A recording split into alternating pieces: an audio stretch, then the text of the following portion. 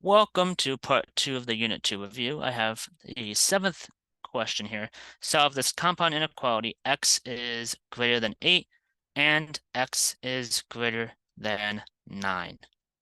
So for this one, since we have both 8 and 9 there, we want the intersection between these two inequalities, right? Where they are both satisfied at the same exact time.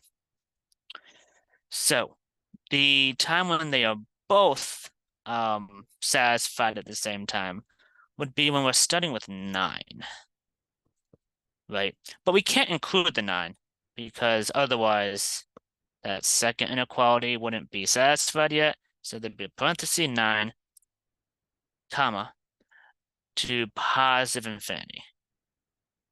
And the graph for that would look like this. Here's the 9. We would have an open parenthesis here and shaded to the right.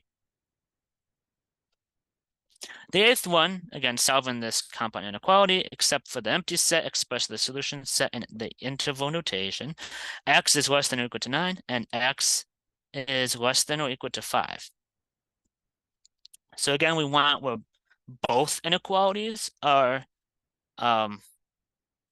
true at the same time, which means we want the intersection between the two of them. This one now starts, the largest value, I should say, for it starts at the value of 5 for both, right? But this time the 5 can be included, so we have a bracket around that. And the numbers get progressively smaller, so that's the wrong comma. There we go. This would be negative infinity to 5. So parenthesis, negative infinity, comma 5, then bracket. This number line would look something like this. With the 5 here, we have the bracket opening to the left, shading it there on that left-hand side. There we go. And that'll be for that one. The 9th one underneath it. Solve the compound inequality except for the empty set. Express the solution set in interval notation of x is less than 9 and x is greater than or equal to negative 8. So this one, again, we want that intersection between them. But this time, though, we have them where they actually do indeed intersect into two definite areas, right?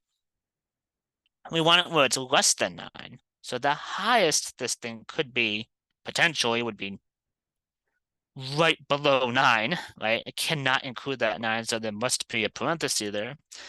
And the smallest that this could be is down to negative 8. And it can include the negative 8, so this would be a bracket. So bracket negative 8, comma 9, parenthesis. This graph, such a wide range of numbers. I'll just put the 0 in here for reference. The negative 8 and the 9, we have a bracket here, a parenthesis here, and we are shading between the two of them for that one. The 10th one I have. Solve the compound inequality except for the empty set, express the solution set in interval notation, have 3x is less than negative 12. And 4x is greater than negative 36.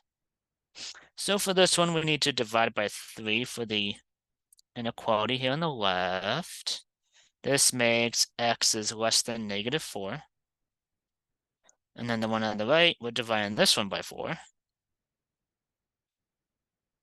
So this one makes x is greater than negative 9. Let's go put an and between the two of these since, again, we want the intersection between the two of them. For this one, the smallest that this one can be is negative 9. Though not including it because we want the intersection again. And the highest it can be is negative 4. Again, not including it because we want the intersection.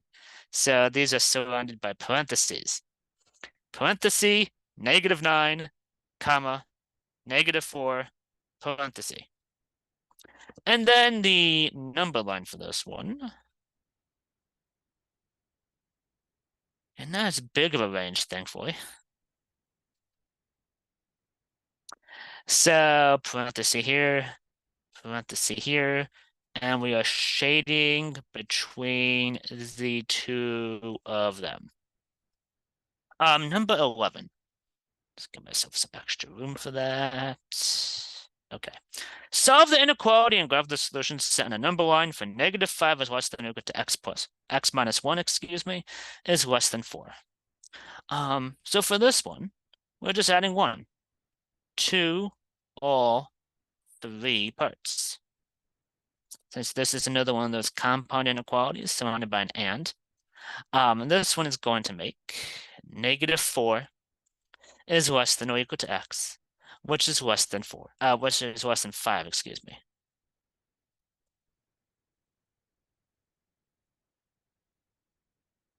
So for this one, the interval notation is going to be -4, 5. That does not look like a comma. There we go.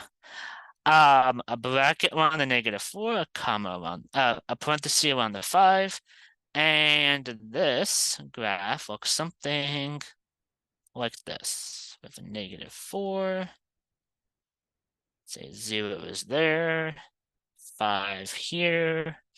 We have a bracket and a parenthesis, shading between the two of them. The 12th one I have. To solve the inequality, graph the solution set in the number line. -5 is less than 3x plus 1 is less than or equal to 4. So subtract 1 from all 3 sides. -6 is less than 3x is less than or equal to 3. Then divide by 3. Again, from all 3 sides. -2 is less than x, which is less than or equal to 1. So the interval notation for this one would be parenthesis -2, comma 1 with a bracket. And this graph would look something like this.